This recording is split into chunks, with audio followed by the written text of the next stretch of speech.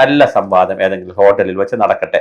ഇനി മുഖ്യമന്ത്രിയോട് സതീശൻ ചോദിച്ച ചോദ്യങ്ങൾ: 1 ഡസനിൽ പരം ലൈംഗിക ആരോപണം ഉള്ള ആളുകളെയും പേറിക്കൊണ്ട് ഇടതുവശത്തും വലതുവശത്തും തലയിലും താഴെയും വലത് കൈയിലും ഇടത് കൈയിലും ലൈംഗിക ആരോപണം നേരിട്ടിട്ടുള്ള അവരെ ഓഫീസിലും പുറത്തും കൊണ്ട് നടന്നുകൊണ്ട് താങ്കൾ കേരളത്തിൽ എന്ത് വികസനമാണ് പറയുന്നതെന്ന് ഒന്നാമത്തെ ചോദ്യം. ഇനി മറുപടി എന്നുള്ള നിലയിൽ അദ്ദേഹം ചോദിക്കുന്നത്: ലൈഫ് മിഷൻ ഉമ്മൻചാണ്ടിയുടെ കാലത്ത് 4.5 ലക്ഷം പേർക്ക് UDF വീട് കൊടുത്തു. UDF വന്നാൽ ആർക്കും വീട് കൊടുക്കില്ല എന്ന് ഹസൻ എവിടെയാണ് പറഞ്ഞത്?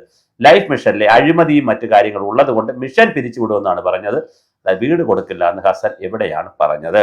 വിഴിഞ്ഞം 4000 കോടി രൂപയുടെ പദ്ധതിക്ക് 6000 കോടിയുടെ റിയൽ എസ്റ്റേറ്റ് ഇടപാടെന്ന് ആരോപിച്ച അന്നത്തെ പാർട്ടി സെക്രട്ടറി തന്നെ അല്ലേ ഇന്ന് മുഖ്യമന്ത്രി ആയിരിക്കുന്നത്? അപ്പം പിണറായി വിജയൻ അങ്ങ് തന്നെയല്ലേ അന്ന് ഈ 4000 കോടി 6000 കോടിക്ക് കൊടുത്ത കഥയൊക്കെ പറഞ്ഞ് അന്ന് ഈ പദ്ധതിക്ക് തടസ്സം നിന്നത്? തുരങ്കപാത മുണ്ടക്കൈ പ്രദേശങ്ങളിലെ കാര്യങ്ങളിലും പാവങ്ങളുടെ നിലവിളി ഇപ്പോഴും കേരളത്തിൽ ഉയർന്നു നിൽക്കുന്നില്ലേ? ദുരന്ത സാധ്യത നിൽക്കുന്ന ഒരു മേഖലയിൽ പരിസ്ഥിതി പഠനം പോലും നടത്താതെ എങ്ങനെയാണ് തുരങ്കപാത വരുന്നത്?